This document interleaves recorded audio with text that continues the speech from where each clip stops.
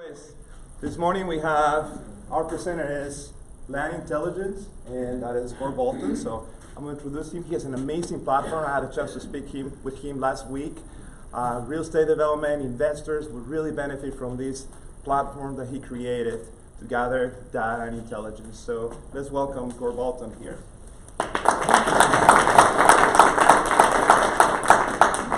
Good morning. Good morning. How's everybody this morning? No more turkey coma, right? No more turkey coma. Back to reality for a couple weeks. So what we're working on here in Columbia. So I'm here in Columbia. I'm proud to be in Columbia. I came to Columbia because my wife got a job at Fort Jackson 3 years ago. So we were happy to relocate to the area and happy to be able to set up shop here.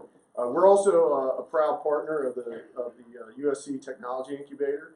We're glad to be housed out of there right now and getting a lot of resources there. So we appreciate being welcomed into the community, and we're off to a pretty good start. So today what I want to talk to you about is a little bit more about the entrepreneurial journey. I've been an entrepreneur the better part of 25 years. You could actually go back a little bit further. What I always like to say is my first business was started after Christmas in 6th grade, where I got a Commodore 64 and an inkjet printer. And by Valentine's Day, I was basically printing banners for people at school and custom Johnny Loves Susie and Will You Go With Me posters, right?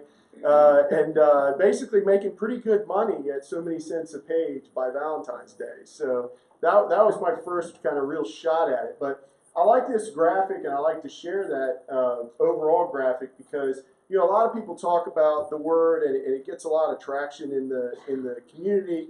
But really, if you think about it, it's about balancing yourself to be able to create what's in you. And that's kind of the way I like to look at entrepreneurship. Is whatever is inspiring you internally, you've got to figure out how to access different channels to get it out in the world. So where did that all start for me? It started like a lot of people pondering under a tree, and I was very fortunate early on in my life. I grew up on a small farm in Maryland, and after school, my grandfather, who was a retired Air Force major, I was fortunate enough that he lived on an old house on the farm that was on our family farm next to our house, and he was there when I got off the school bus in kindergarten and 1st grade. And he taught me two very valuable things that I really didn't realize until later on in life, as I started really realizing, where did this come from? Where did this inspiration come from? And it was two things. It was chess and the Wall Street Journal. That's what my grandfather taught me every afternoon. He taught me how to play chess, so he taught me strategy, and he taught me stocks and how to pick stocks. He had a green felt rollout paper where he was my stockbroker, and he gave me pennies, and I would have to read, pick a stock, do the research. We would move the pennies around on the big board, and then the next day when the paper would come in, we'd reshuffle the deck. So he taught me day trading, and that's basically what he taught me over the course of 2 years. So later on, what that turned into was moving along. I went to the University of Maryland and was able to get my first job out of college. Was a large construction company and then a large consulting engineering firm. But I knew after about 3 or 4 years that the entrepreneurial bug of that Commodore 64 and that Print Shop Deluxe was still kind of aiming towards me. I'm also the son of an entrepreneur. My father was a serial entrepreneur. And so that apple did not fall far from the tree. And so I launched out on my first business with an original business plan to provide consulting, engineering, and land development work with a partner. We basically started the business. We figured that we'd have maybe 3 to 8 employees at the end of a year. At the end of the first year, we had 25 employees. And so we really kind of knocked the skin off the ball. So within those 2 years, so the first 2 years, we really grew the business. We got up to about 30, 35 employees. We started recognizing there were these things called systems and processes we had to put in place. And we started realizing that we weren't working with our friends anymore. We had employees. And so we had to really start treating it like a business. And so I got some really good advice that I pay forward to people all the time, which is if you haven't read the E-Myth, you're not ready to be an entrepreneur. And so please make sure you read that. If you don't know what that is, Google it. It's the best $12 you'll ever spend on your entrepreneurial journey. So after about that time, I ran into some real adversity. My business partner, who I'd worked with for about 5 years, he was in charge of operations and technology. I was in charge of business development and sales. He was almost killed in a car accident. We had a strategic planning session about 2 years in. We had a facilitator that came in. We partnered with the local college. They came in and helped set up our entire strategic planning process, input from everybody, what's the business plan. And so we had a big celebration on a Friday afternoon at the college. And on their way home, one of my project managers and my partner got into a car accident. The night was nothing short of a miracle.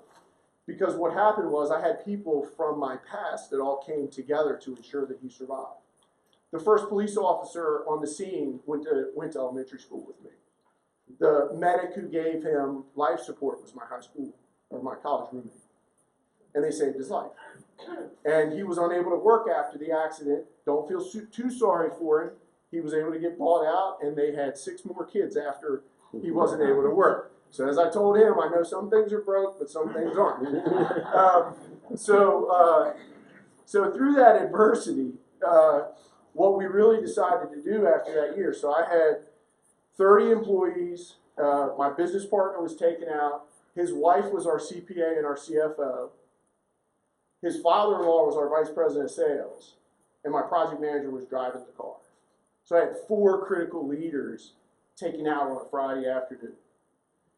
So on Sunday, I went in, I met with my office manager, I met with one of the other managers, and I said, okay, what do we do? It's Sunday afternoon, we were up all night Friday at the hospital, all day Saturday at the hospital. It's Sunday, what are we doing? We got to open the doors on Monday. And we wrote our first, what I call crisis management press release. And it was in that moment that I realized that on Monday morning, I wasn't going to have a partner that morning. And that had not happened. And so the power of getting through the E-Myth process of what we had done the prior several months leading up to that had actually prepared us for that event. And so we actually brought in our facilitator who had helped us with our strategic planning and actually came in and did grief counseling. We had roundtable sessions.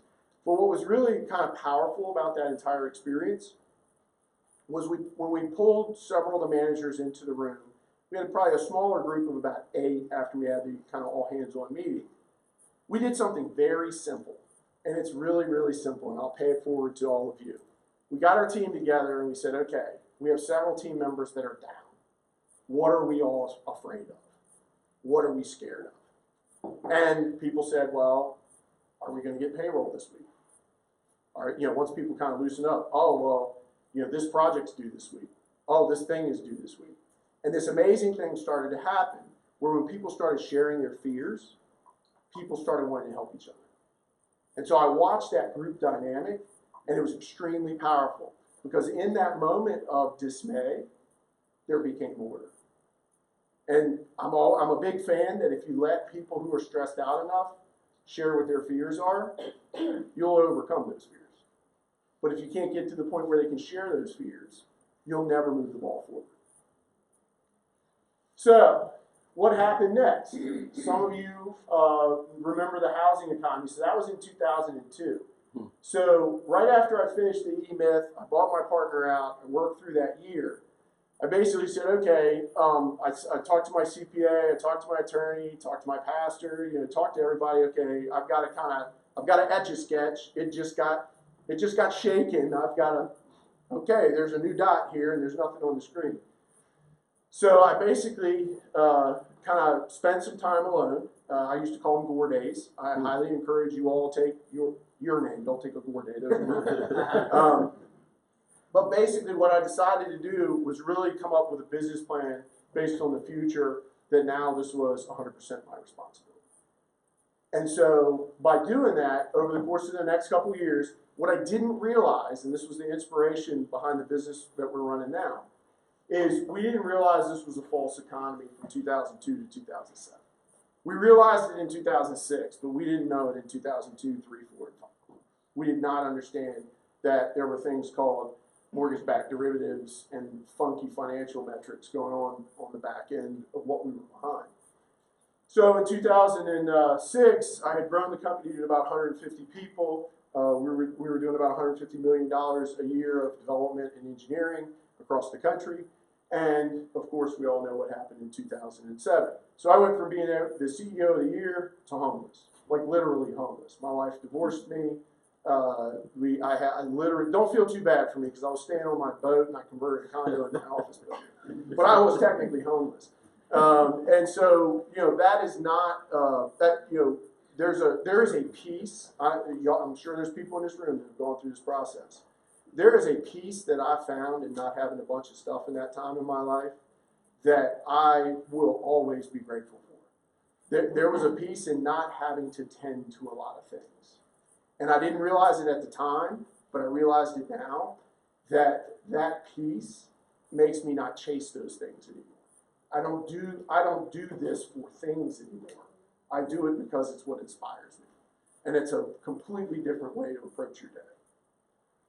So, what did we come up with? So what I realized when the economy tanked, by the way, the couple months after the economy tanked, I got sued by Intel Corporation. The original name of the business was Land Intel. I grew up in the DC metro area, so Intel meant intelligence.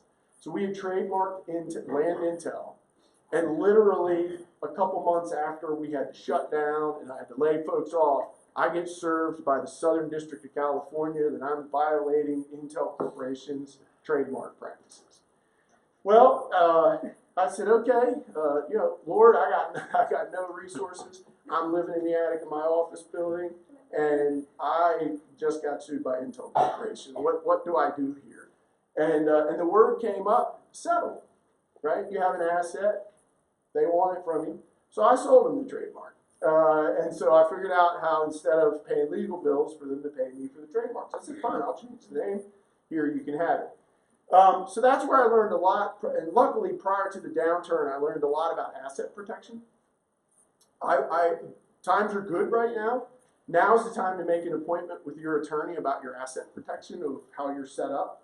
You want to do that a year or so before there's a problem. Luckily, I was able to maneuver through all the downturn because of a lot of the planning and legal work we had done prior to that point. So I cannot stress enough strategy ahead of time with your advisors. So, what was the lesson in that? Perseverance and new lessons. First of all, failure sucks, right? Everybody embraces it. Failure sucks, right? But it's what you do with it on the other side. So I did a couple things over those course of those 10 years in executive roles, angel investing. I actually was executive producer of a pilot for a TV show. And then I got into private equity and mergers and acquisitions. And that was what I did for the last couple years. I attended, how many of you have attended the Landmark Forum? How many of you know what that is? None of you? Wow, I can't believe I'm in a room with entrepreneurs. If you don't know what that is, please Google it. Landmark Worldwide changed my life. Okay, changed my life. I say Landmark Forum did for me what a country song does when you play it backwards, right? You get your dog back, you get your wife back, you get your truck back, you get your back. So I highly recommend, look at Landmark. That is, you want to talk about a movement in a community. We have a Landmark Forum here. That would be amazing. So inside of all that, because of that asset protection, I kept working on my patent. So on February, Valentine's Day, so remember the story about the Commodore 64, Valentine's Day. Valentine's Day of 2017, I got issued my patent. So that lit a fire. And it lit a fire for my wife, saying, you spent a lot of money on getting this patent. When is that coming back? So I decided to put a new team together. So this past summer, Jennifer is our COO. Basically, I call it picking your team, your tribe, your people, your warriors. Shane's our CFO here in Columbia. Rodney is a 30-year executive at IBM. Randy ran hardware and software for a little company called Hewlett-Packard. And Howard is our chief GIS officer. So there's 7 of us in 4 different states. 2 of us are here in Columbia. And so we're a team across the country, but we're working on the common theme of being the rating agency for land. What I always like to say is grow where you're planted. And so I debated. I'm not originally from here, and I debated relevant to the entire process of what to do. And I said, you know what? I'm going to go back to what I believe in previous, previous things that I've run through is bloom where you're planted. And with the internet, air travel, and being near all the capitals, there's really no reason not to be anywhere else. And so basically, we actually have 18 members in 4 states, and we actually have a freelancer in the Philippines currently working with us. So the other thing I always like to pay forward to entrepreneurs is Think and Go Rich. How many of you have read this? Right? If you are an entrepreneur and you don't have that workbook tattered and torn with all your notes in there and all that, you're not serious about what you're doing. So one of the biggest things I always ask people when I've been an angel investor is show me your Think and Grow Rich workbook. How serious is this to you? If they don't have that put together, I can tell you typically, it's a differentiator. The E-Myth and Think and Grow Rich are 2 of the easiest things to differentiate. So what are we doing technically? Every year, so I was the general partner of a real estate fund. We did about $500 million worth of real estate across the country, and we noticed one big common theme. There was 1 million acres every year that gets turned into houses, commercial offices, parks, lands, where we live, work, and play. Something gets converted out of 1 million acres. The average is 3.5 acres, and it's about 285,000 deals. If you look at the image on the left, that image that's a zoning map. You don't know what to do with that. So what we do is we focus on where people should invest. So the old way of doing things, this is Lexington County, pretty pastel maps. What we do is apply data and analytics to turn it into a stock ticker. So what we do is decide which properties will have future value that can be pulled into current state, whether they're listed for sale or not. This is every piece of property. So imagine now having that, thanks to grandfather, the stock board of where to day trade for real estate. So what we do is we use our patented technology to ingest data, preload growth areas, and we crowdsource data. We now have the ability to generate reports and intellectual property and feasibility studies on properties in days instead of weeks or months. And we're pushing that with our software development to be instantaneous. We own the word, that's on the next one. So our flagship product's the land facts. We own the trademark to land facts, just like a Carfax for real estate. We start each area by doing what we call a land cast. That land cast is basically a forecast of what we think the area is going to be parcel by parcel. We build that up to the land yield. How much of something can I build there? Can I build 1,000 houses, 10 houses, 1 million square feet? What can we build there? And then on top of that, we can put predictive revenue and cost models together to figure out what the future value would be. So our business model is basically monetizing that community, SaaS platform that we're developing so that developers and landowners can connect and get their financial arrangements handled. So we'll do that through a variety of technologies. I'm not going to use all the buzzwords because we might end up using something else. So in summary, what I always like to say is the life of an entrepreneur, you're always dealing with past, present, and future. That's really kind of how our reports are set up, the land facts, the land yield, it's past, present, and future. Always keep moving forward. And most importantly, what I always tell people is, if you have something welling up inside of you, be that voice of change that you're being inspired to be. So thank you for your time this morning.